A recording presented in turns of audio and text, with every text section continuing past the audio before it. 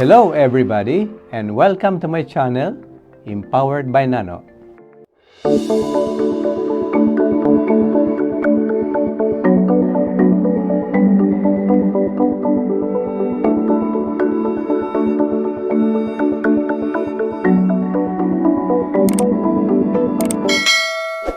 Magandang araw, hapon o umaga sa inyong lahat. Nagbabalik po ang inyong lingkod upang magbigay ng update sa ating mga senior citizens. Magandang balita na ang Senior Assistance Program ay opisyal nang nailipat ng DSWD sa National Commission of Senior Citizens or NCSC. Ito ay naganap sa isanagawang Memorandum of Agreement signing ceremony sa pagitan ni DSWD Secretary Rex Gatchalian at NCSC Chairperson Attorney Franklin Quijano noong March 14, 2024. Ang ibig sabihin nito ay ang NCSC na ang magiging implementer ng Assistance to Older Persons ATOP program. Ito ay bilang pagsunod sa Republic Act No. 11350 na naisabatas noong July 25, 2019. Matatandaan na ang RA 11360 ang lumikha sa NCSC at nag-utos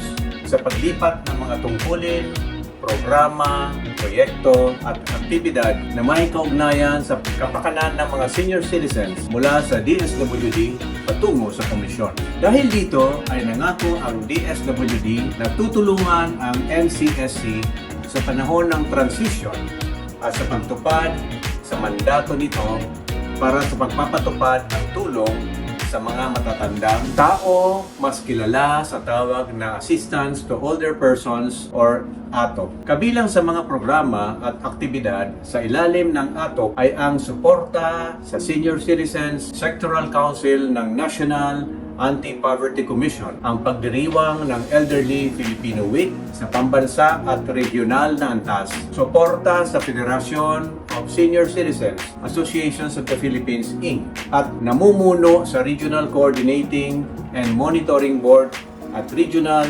Interagency for Senior Citizens, bukod sa iba pa. Ang DSWD ay nasa proseso din ng paglilipat sa NCSC ng iba pang senior citizen program tulad ng Social Pension for Indigent Senior Citizens Program at ang pagpapatupad ng Centenarians Act of 2016 sa NCSC. Ang Social Pension for Indigent Senior Citizens ay nagbibigay ng 1,000 buwanang pensyon sa mga mahihirap na senior citizen na ibibigay kada 6 na buwan. Gayunpaman, tanging ang mga senior citizen na nasa ilalim ng mga sumusunod na kategorya ang karapat-dapat na tumanggap ng buwanang pensyon. Mahina, may sakit o may kapansanan, walang pensyon mula sa GSIS, SSS o iba pang ahensya ng gobyerno at pribado, walang permanenteng pinagkukunan ng kita, walang regular na suporta mula sa mga miyembro ng pamilya. Maaaring pumunta ang mga kwalipikadong individual sa Office of Senior Citizens Affairs, OSCA, sa kanilang local government units para magparehistro. Kailangan nilang magdala ng Accomplice Application Form, OSCA ID, o anumang valid government ID na may petsa ng kapakanakan at kanilang birth certificate. Ito ay patunay lamang na patuloy na umuusad ang lubos na pagsasapatuparan ng mga batas at ang mas lalo pang pinaigting ng mga serbisyo sa ating mga senior citizens. Patuloy po nating suportahan ang ating mga lolo at lola na nangangailangan ng ating tulong. Bago tayo magpaalam, ay reminder lang sa ating mga lolo at lola na kung hindi pa kayo nakapag-rehistro sa NCSC, ay gawin na ninyo ito sa madaling panahon. Narito po ang kanilang website kung saan kayo ay maaaring magparehistro. Hanggang dito na lamang po, sana ay nasiyahan kayo sa ating magandang balita. Ito ang inyong kakwentuhan, Nano Manahan Jr. na nagsasabing, know your rights, be updated, and be empowered. Bye!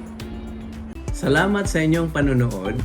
Huwag kalimutan, mag-subscribe, like, and share. Follow us on our Facebook pages